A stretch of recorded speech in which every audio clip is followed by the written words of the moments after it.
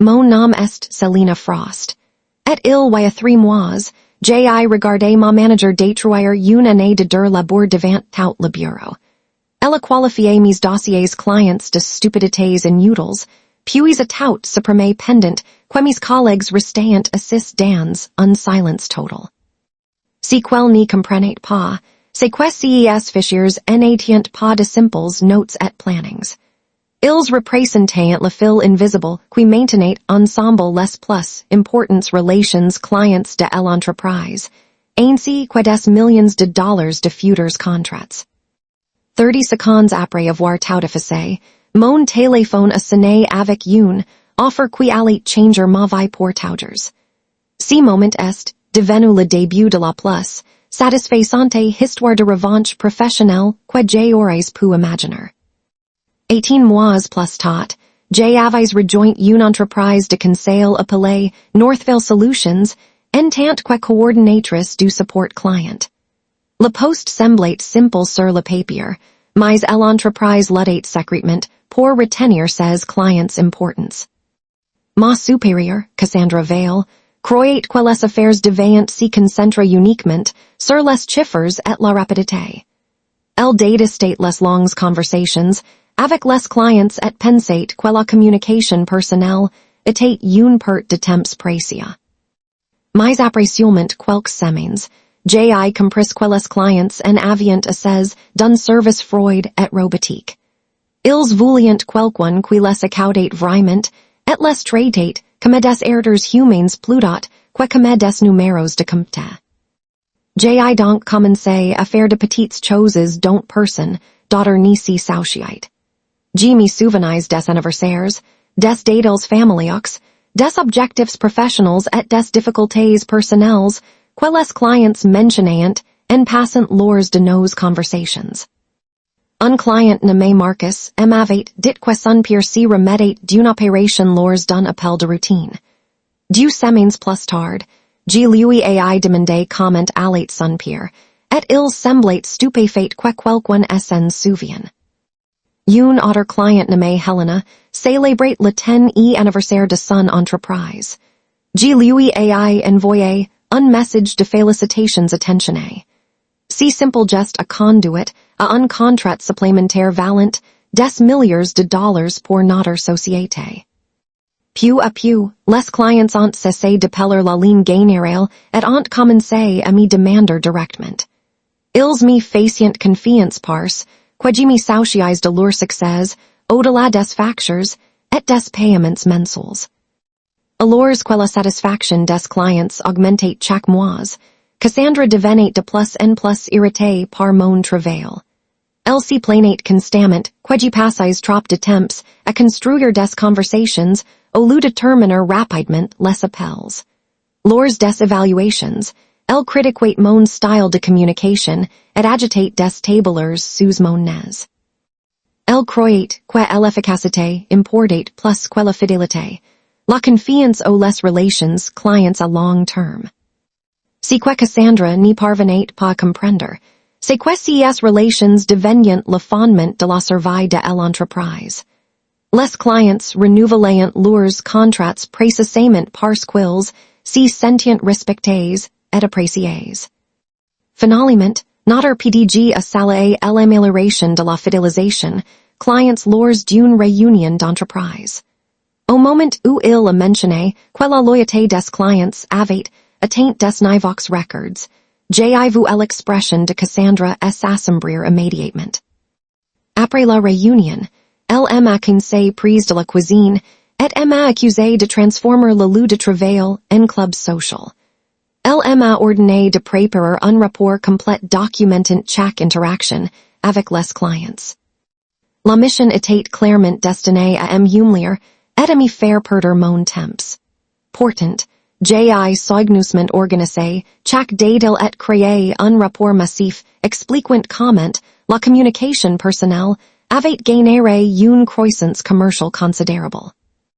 Le rapport comprenait des exemples de recommandations, de renouvellements de contrats et de services supplémentaires actés par les clients après avoir établi une relation de confiance avec moi. Il est devenu une preuve indéniable que les relations humaines étaient le moteur du succès de l'entreprise. Quelques semaines plus tard, Cassandra annonçait une réunion de département en descente que mon rapport serait examiné comme exemple pour l'équipe. J.I. Honortement, crut qu'elle allait enfin reconnaître la valeur de mon travail. Au lieu de cela, elle a projeté mes fichiers sur le grand écran de la salle de conférence et a commencé à s'y moquer de tout ce que j'avais fait. Elle a qualifié mon style de communication de pyrrole, non-professionnel et nuisible aux standards de l'entreprise. J'y suis resté figé dans ma chaise pendant que 23 collègues regardant détruire ma réputation morceau par morceau.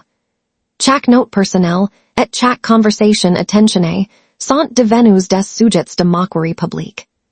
Puis elle a ouvert la base de données principale contenant tous mes dossiers de relations, clients, et a déplacé son curseur sur le bouton de suppression.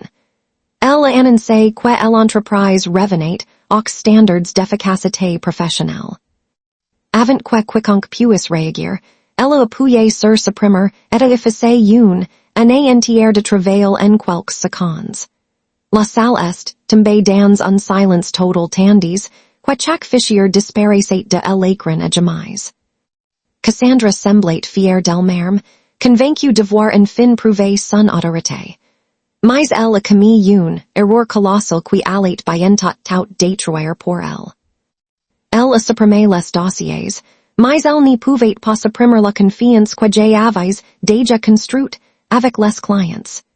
Ces relations existent dans la réalité, pas dans des dossiers d'entreprise ou des ordinateurs de bureau. Quelques instants plus tard, mon téléphone a vibré avec un appel entrant d'une firme de conseil en pleine croissance appelée Silverline Partners. Ils observent discrètement mon travail depuis des mois et me voulaient immédiatement. Ils m'ont offert un poste de direction avec un salaire plus du double de mon revenu actuel. Ils croyaient que la communication basée sur les relations humaines était l'avenir des affaires, et ils voulaient que j'y construise cet avenir avec eux. Quand j'y suis retourné dans la salle de conférence, Cassandra était encore en train de donner une leçon à tout le monde sur l'efficacité et le professionnalisme. J'ai calmement interrompu son discours et j'ai annoncé ma démission devant tout le département. Sa confiance a instantanément disparu et la panique s'est répandue sur son visage. Elle a essayé de m'avertir en m'avertissant que j'ai commis une terrible erreur en quittant une entreprise stable. En quelques jours, j'ai officiellement rejoint Silverline Partners et j'ai commencé à reconstruire ma carrière dans un environnement plus sain. J'ai contacté aucun ancien client pour lui demander de quitter mon ancienne entreprise, mais les clients ont commencé à m'appeler d'humeurs parce qu'ils me faisaient personnellement confiance. Ils voulaient quelqu'un qui se souvenait de leurs difficultés, de leurs objectifs, de leurs familles et de leurs rêves, plutôt que de les traiter comme des chiffres sur des tableurs. Un par un, les grands comps ont silencieusement quitté Northville Solutions pour rejoindre ma nouvelle société. Cassandra a soudainement réalisé qu'elle avait détruit la seule chose qui maintenait les clients émotionnellement liés à l'entreprise.